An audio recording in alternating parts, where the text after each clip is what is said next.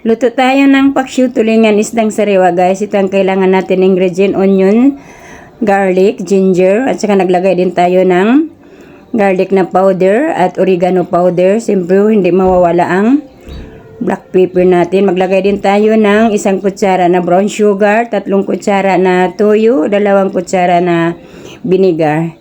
Ito guys, kukover natin kasi pakuluin na natin muna bago tayo maglagay ng tubig para mag-absorb talaga ang aroma ng ingredient natin sa isda natin. O ito na, open na natin, napakasarap, napakabango guys. Lagyan na tayo ng tubig, dalawang baso ang tubig natin. Kasi masarap paramihin na natin or kailangan madami talaga ang sabaw natin. Lalagay na natin ang okra natin.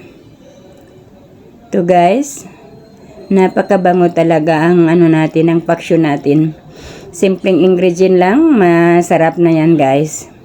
Kukover natin ulit, tansahin lang natin, saka lang natin tingnan o open natin, tingnan natin ulit guys. Hindi pa siya masyado kumukulo, lagyan na natin ng ng asin.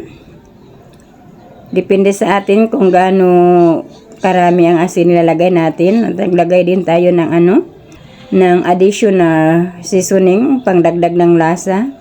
Malapit na kumulo guys ang natin, ang paksyo natin. Simpleng ulam, simpleng buhay mga guys.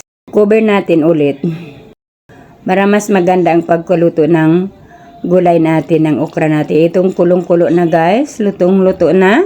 Tikman natin kung kung masarap na ba o tamang timpla na. Ito guys, tikman na natin.